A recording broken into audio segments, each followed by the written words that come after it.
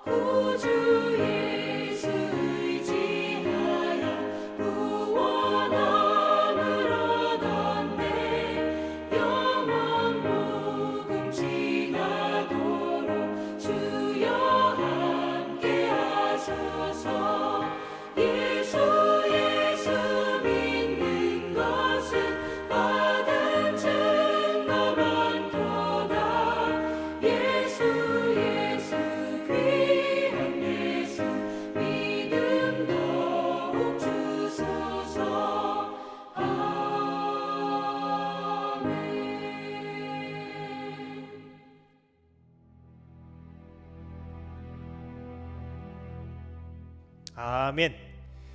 오늘 주시는 하나님의 말씀은 누가복음 1장 57절에서 66절까지 말씀입니다. 함께 봉독하시겠습니다.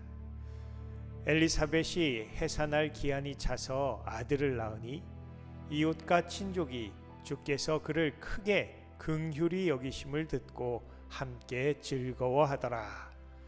8일이 되매 아이를 할례하러 와서 그 아버지의 이름을 따라 사가랴라 하고자 하더니 그 어머니가 대답하여 이르되 아니라 요한이라 할 것이라 하매 그들이 이르되 내 친족 중에 이 이름으로 이름한 이가 없다 하고 그의 아버지께 몸짓하여 무엇으로 이름을 지으려 하는가 물으니 그가 서판을 달라 하여 그 이름을 요한이라 쓰매 다 놀랍게 여기더라.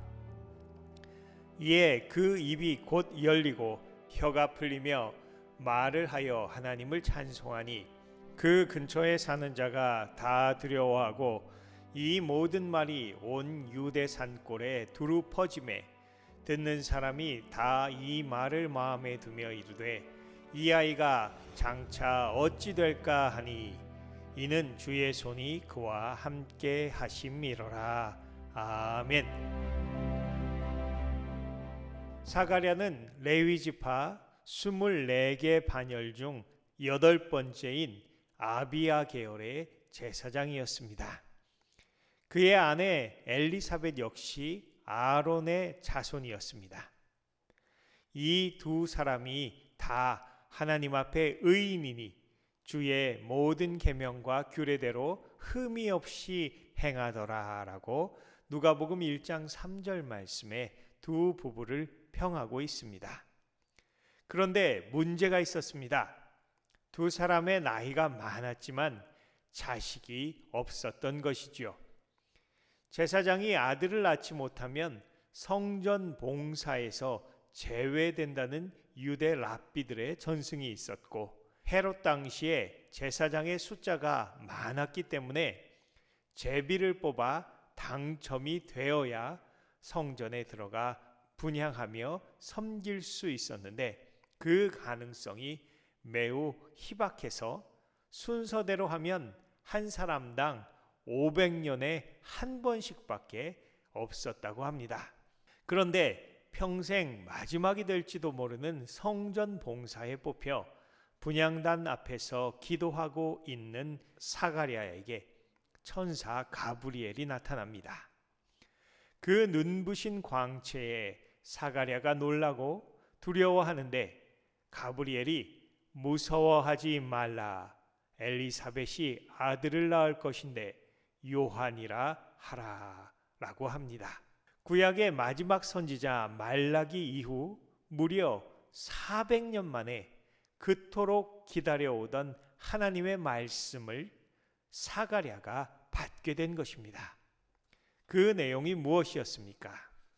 앞으로 태어날 아이 요한이 사가랴와 많은 사람들에게 큰 기쁨이 될 것이고 주님 앞에 큰 자가 될 것이며, 요한은 포도주와 독주를 마시지 말며 모태로부터 성령 충만한 자, 즉 나시린이 될 것이고, 이스라엘 자손을 하나님께 돌아오게 하는 엘리야의 심령과 능력을 가진 주의 백성을 준비시킬 사람이 될 것이라는 말씀이었습니다. 나이 들어 자식도 미래도 없었던 사가랴와 엘리사벳에겐 너무나 큰 기쁨의 소식이고 영광스러운 계시가 아닐 수 없었습니다. 그러나 사가랴는 기뻐하기는커녕 자신의 현실과 경험에 근거하여 내가 이것을 어떻게 알리요? 내가 늙고 아내도 나이가 많으니이다 라며 부정적인 의견을 피력합니다. 이런 사가랴의 태도는 예수님에 대한 수태고지를 받고 아직 결혼하지 않은 처녀로서 아이를 갖게 되면 죽임을 당할 수도 있었지만 주의 여종이오니 말씀대로 내게 이루어지이다 라고 했던 마리아와는 너무나 대조적이었습니다.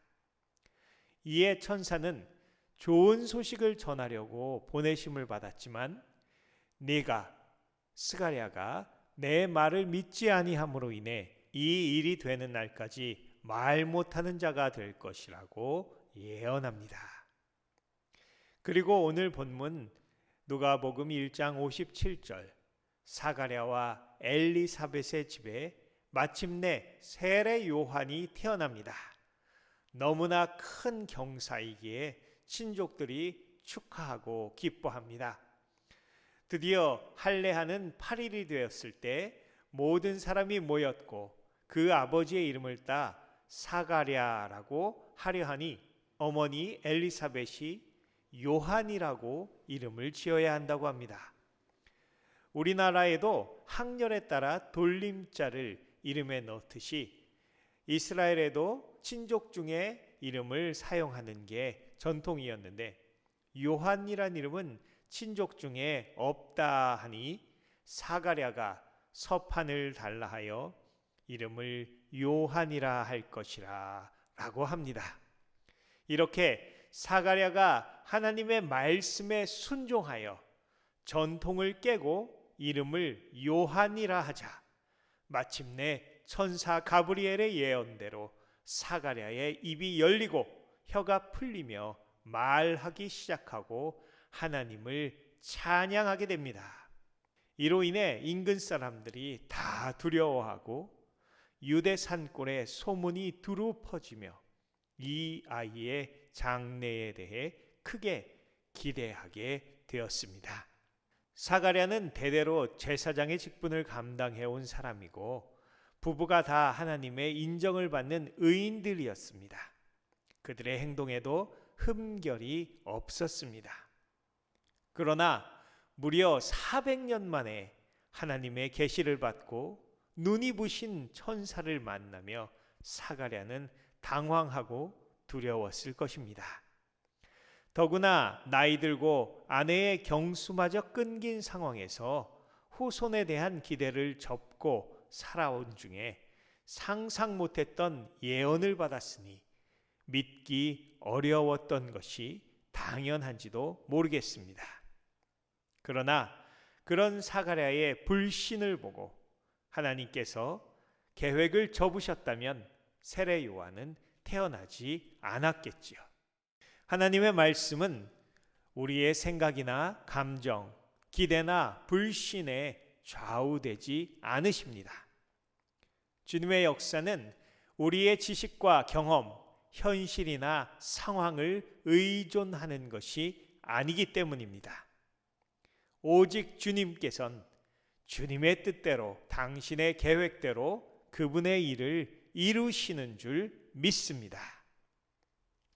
때로 어떤 사람들은 사가랴나 엘리사벳 노 부부에게 아들을 준다는 좋은 소식처럼 복된 이야기를 들려주어도 믿지 못하고 오히려 초를 치는 말을 내뱉기도 합니다. 반면에 어떤 이들은 마리아와 같이 죽음을 각오하고서라도 하나님의 말씀에 그저 순종하는 믿음을 보여줍니다. 여러분은 주님께서 여러분의 경험과 지식을 초월하는 혹은 감당하기에 너무나 힘든 말씀을 주신다면 어떻게 반응하시겠습니까? 어린 예레미야는 내가 너를 모태에 짓기 전에 너를 알았고 내가 배에서 나오기 전에 너를 성별하였고 너를 여러 나라의 선지자로 세웠노라 라는 주님의 말씀에 슬프도소이다 주 여호와여 보소서 나는 아이라 말할 줄을 알지 못하나이다 라고 반응했습니다. 80세에 미디안 광야에서 양을 치던 모세에게도 떨기나무 불꽃 가운데 나타나신 여호와께서 이제 내가 너를 바로에게 보내 내 백성 이스라엘 자손을 애굽에서 인도하여 내게 하리라 라고 하셨지만 모세는 내가 누구이기에 바로에게 가며 이스라엘 자손을 애굽에서 인도하여 내리까 라고 하였습니다. 하지만 어린 예레미야도 80세였던 모세도 하나님의 말씀에 따라 결국 주님의 종으로 귀하게 쓰임을 받고 하나님의 위대한 역사를 이루었습니다. 하나님의 부르심은 우리들의 생각을 넘어설 때가 많습니다. 엘리 제사장의 두 아들 홈니와 비느하스 대신 하나님께서는 어린 사무엘을 한밤중에 부르시고 그 음성을 받아 순종한 사무엘은 이스라엘을 위해 기도를 쉬는 죄를 범치 않겠다라고 고백하는 선지자가 되었습니다. 젊고 힘센 장정들 대신 백발의 노장 갈렙은 변치 않는 믿음으로 하나님의 말씀을 붙잡아 이 산지를 내게 주소서라고 외치며 가나안 정복의 선봉에 나섰습니다. 심지어 주의 제자들을 잡아들이려고 다메섹을 향하던 살기 등등한 사울을 불러 예수님께서는 이방에 복음을 증거하는 사도가 되게 하시지 않았습니까? 무엇보다 오늘 나와 같은 죄인을 불러 이 자리에 있게 하시고 주님의 자녀 삼아주신 놀랍고 크신 사랑에 저와 여러분 모두가 증인 되시는 줄로 믿습니다. 할렐루야! 주님의 크고 높으신 계획, 깊고 넓은 사랑으로 인도하시는 주님의 말씀, 때로는 우리에게 감당하기 힘들고 이해할 수 없고 불가능하게 느껴질 수도 있지만 하나님은 우리에게 늘 변함없는 태도로 말씀하십니다. 예레미야 29장 11절 말씀입니다. 나 여호와가 말하노라. 너희를 향한 나의 생각은 내가 아나니 재앙이 아니라 곧 평안이요 너희 장래에 소망을 주려 하는 생각이라. 아멘. 2022년 한 해도 주님이 주시는 소망을 붙잡고 아멘으로 화답하며 나아가시는 나성한인교회 모든 성도님들 되시기를 우리 주님 예수 그리스도의 이름으로 간절히 축원합니다. 기도하시겠습니다. 아버지 감사합니다. 주님의 음성 듣게 하시고 순종하여 믿음으로 나아가 당신의 크신 뜻을 이루어 드리는 복된 성도님들 다 되게 하여 주시옵소서. 감사드리며 예수님의 이름으로 기도드렸사옵나이다. 아멘. 할렐루야. 오늘도 주님과 동행하시는 복된 날 되시기를 축원합니다. 들어주셔서 감사합니다.